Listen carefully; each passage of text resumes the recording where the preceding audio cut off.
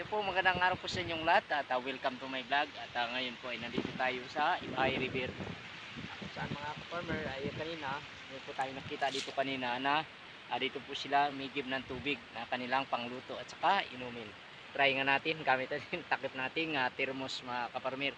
Tara, subukan natin.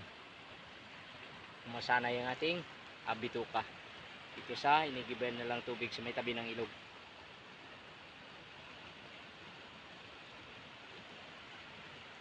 Okay naman mga farmer ang lasa. Okay naman po.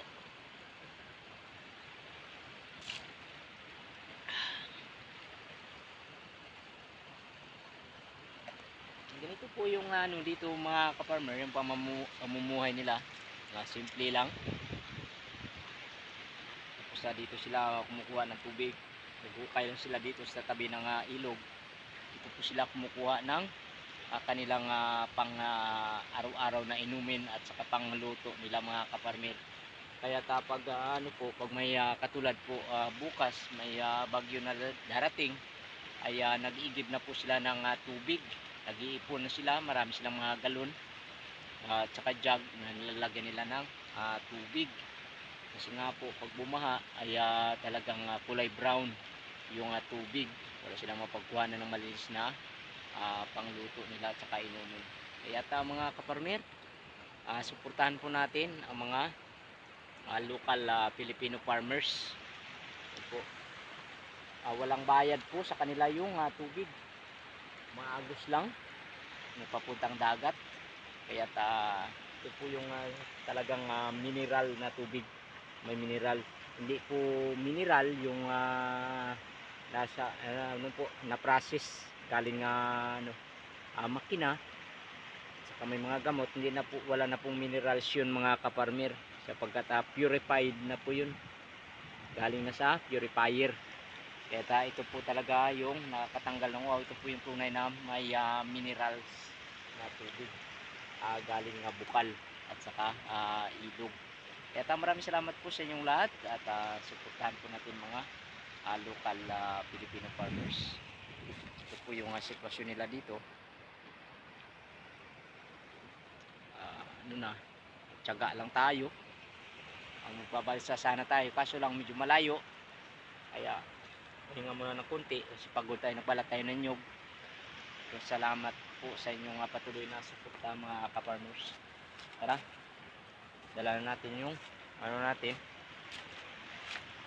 thermos saka kape. Tatawid na tayo mga ka-farmer.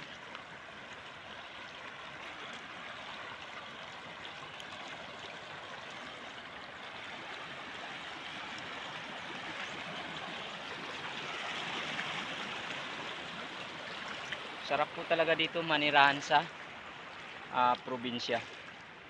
Pag wala kang ulam, pwede ka dito mga huli ng hipon. Saka mga may mga crabs din. Saka mayroong mga sari-sari din po mga isda. Dito po makukuha natin sa ilog mga kaparmer. Kaya lang, pag gusto natin simpleng buhay at malaya tayo maglingkod sa Panginoon, ay recommend ko po sa inyo na masarap po mamuhay dito sa probinsya. Malinis ang tubig, sariwa ang hangin, saka sariwa ang mga pagkain.